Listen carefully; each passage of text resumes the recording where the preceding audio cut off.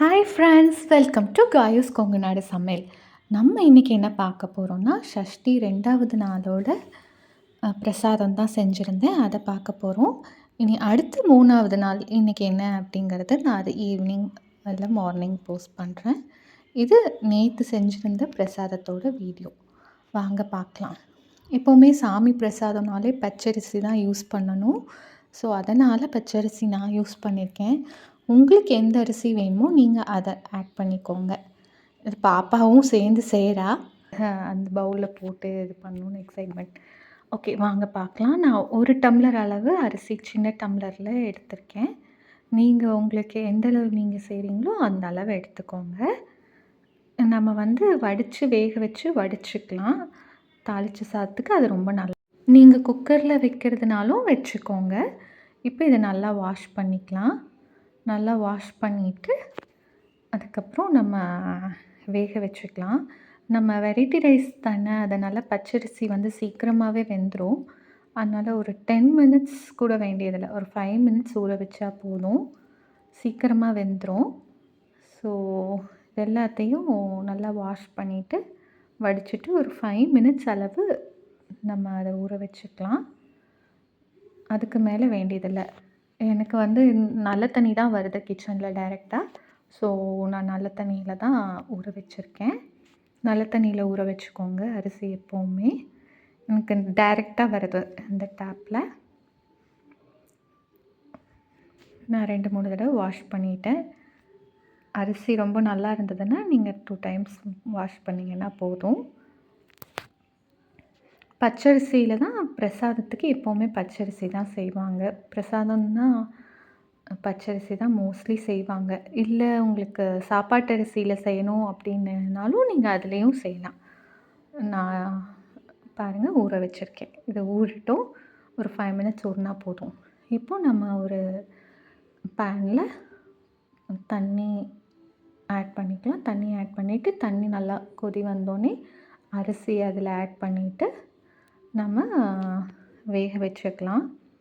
நான் எப்போவும் இதில் சால்ட் போட்டு வேக வச்சதில்லை. உங்களுக்கு வேணும்னா நீங்கள் சால்ட் போட்டு வேக வச்சுக்கோங்க. இன்றைக்கி மிளகு சாதம் தான் பார்க்க போகிறோம். இது சிவன் கோயில் மாதிரி நிறைய கோயில்களில் பிரசாதமாக தருவாங்க. ரொம்ப டேஸ்டியாக இருக்கும். சூடாக சாப்பிடும்போது அந்த தொன்னைன்னு சொல்லுவாங்க இல்லைங்களா, அதில் வச்சு சாப்பிடும்போது ரொம்ப டேஸ்ட்டாக இருக்கும். நீங்களும் இதை செஞ்சு பாருங்கள். அடிக்கடி செய்ய ஆரம்பிச்சிடுவீங்க, அவ்வளோ நல்லாயிருக்கும். ஸோ இது எல்லாத்தையும் நல்லா மிக்ஸ் பண்ணிக்கலாம். அரிசி நல்லா வேகட்டும். அரிசி நல்லா வெந்ததுக்கப்புறம் நம்ம வடிச்சுக்கலாம். அப்பப்போ வேகும்போது இந்த மாதிரி மிக்ஸ் பண்ணி விட்டுக்கோங்க, கீழே அடி பிடிக்காமல் இருக்கும். இங்கே பாருங்கள், நம்ம அரிசி வெந்து வந்திருக்கு. அதை கொஞ்சமாக எடுத்து பார்த்தீங்கன்னா வெந்துருச்சா இல்லையான்னு தெரியும். ரொம்ப குழஞ்சிராமல் பார்த்துக்கோங்க. பொங்கலுக்குனா தான் குழஞ்சிருக்கணும். இந்த மாதிரி வெரைட்டி ரைஸ்க்கு இந்த மாதிரி இருந்தால் தான் கரெக்டாக இருக்கும். பாருங்கள், அமுத்தி பார்த்தீங்கன்னா தெரிஞ்சிடும். இந்த ஆல்மோஸ்ட் வெந்துருச்சு. ஸோ இன்னும் 1 மினிட் நான் மிக்ஸ் பண்ணிவிட்டு அப்புறம் அடுப்பை ஆஃப் பண்ணிடுவேன். நல்லா வெந்தாச்சு. ஸோ இனி போதும். 1 மினிட் மட்டும் வச்சுட்டு நான் இதுங்கிறனால கிரேப்ஸ் மட்டும் சாப்பிட்லான்னு எடுத்து வச்சேன். பட் அதுக்கும் எனக்கு பெருசாக பசி எடுக்கலை. விரதம் இருக்கிறதுனால பசிக்கலை. 2 பீஸ் தான் சாப்பிட்ருப்பேன். அதே போதும்னு தோணிடுச்சு. அவ்வளோதான். தண்ணி மட்டும் நிறைய குடிச்சிக்கோங்க. இப்போ இதை நல்லா வடிச்சுக்கலாம். அரிசி இந்த மாதிரி வடிச்சுக்கோங்க. வடித்து வச்சுட்டு கொஞ்ச நேரம் அப்படியே விட்டுருங்க. அப்போ தான் குழையாமல் இருக்கும். வடிச்சுட்டு கொஞ்சம் நல்ல தண்ணியில் ஜஸ்ட்டு ஒரு ரின்ஸ் பண்ணிடுங்க. அவ்வளோதான். அப்போ தான் ஒட்டாமல் இருக்கும். வெரைட்டி ரைஸ்க்கு அப்படி பண்ணும்போது ஒட்டாமல் வரும். இதே நம்ம பொங்கல்லாம் பண்ணுறோம் அப்படின்னா நல்லா குழஞ்சிருக்கணும். இந்த மாதிரி வெரைட்டி ரைஸ்க்கெல்லாம் ஒட்டாமல் இருந்தால் தான் நல்லா டேஸ்டியாக இருக்கும். இது அப்படியே ஒரு சைடு வச்சு வடித்து வச்சுக்கோங்க. ஒரு சைடு வச்சு வடித்து வச்சுட்டிங்கன்னா பாருங்கள் நல்லா வடிகட்டும். நான் உப்பு தண்ணி போட்டு கிரேப்ஸ் இந்த சைடு ஊற வச்சுருக்கேன். சரி, வாங்க எப்படி தாளிப்போம்னு பார்க்கலாம். ஃபஸ்ட்டு மிளகு சாதத்துக்கு தேவையானதெல்லாம் வறுத்துக்கலாம். உளுந்தம்பருப்பு 2 ஸ்பூன் அளவு ஆட் பண்ணிக்கோங்க.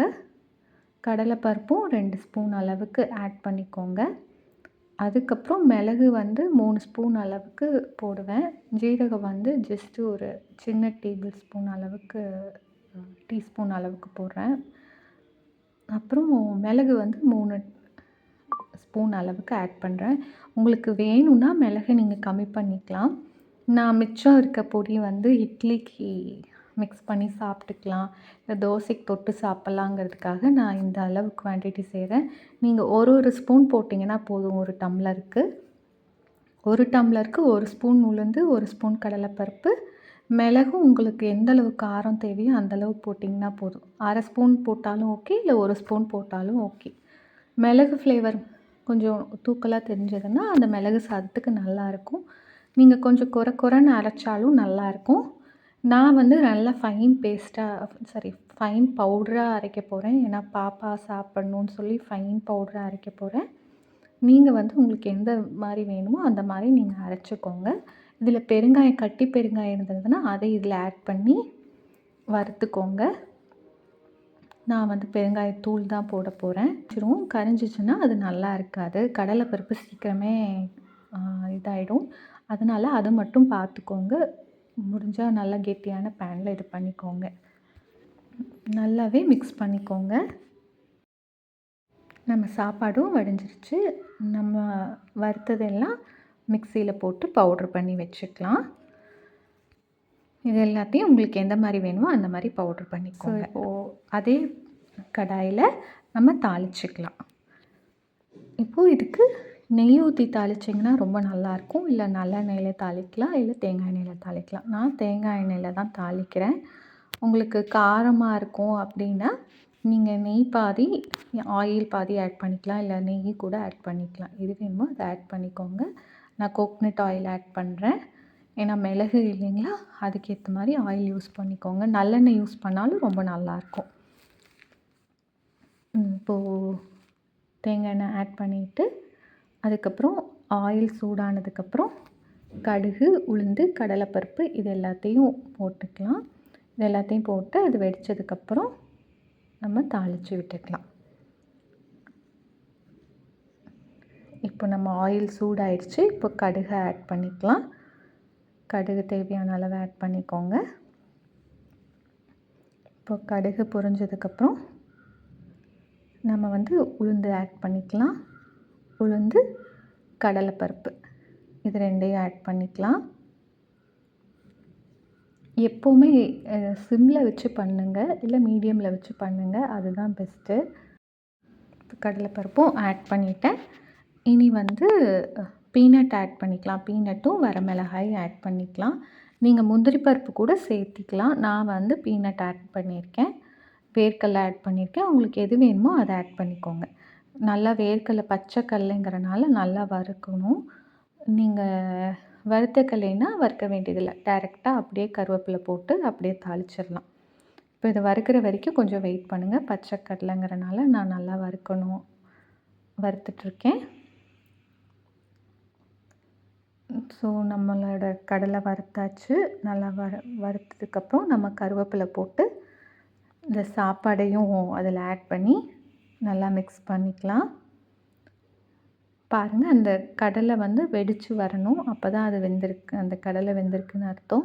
கடலையை நல்லா வறுத்து ஆட் பண்ணணும். இல்லை அப்படின்னா அது கடிக்கும்போது அது ஒரு மாதிரி பாதி பாதி வேகாத மாதிரி இருக்கும். ஸோ அதனால் அது கவனமாக பண்ணுங்கள். கடலை வறுக்கும்போது சிம்மில் வச்சு பண்ணுங்கள், இல்லாட்டி அது கருகி போயிடும். அதனால் பார்த்து. இப்போது நம்ம கருவேப்பிலை ஆட் பண்ணிட்டோம். இது எல்லாத்தையும் நல்லா வறுத்துக்கலாம். இதுக்கப்புறம் நான் பெருங்காயத்தூள் ஆட் பண்ணுறேன். பெருங்காயத்தூள் ஆட் பண்ணிவிட்டு அந்த சாதத்தை ஆட் பண்ணிக்கிறேன். சாதத்தை ஆட் பண்ணிவிட்டு நல்லா மிக்ஸ் பண்ணிக்கோங்க.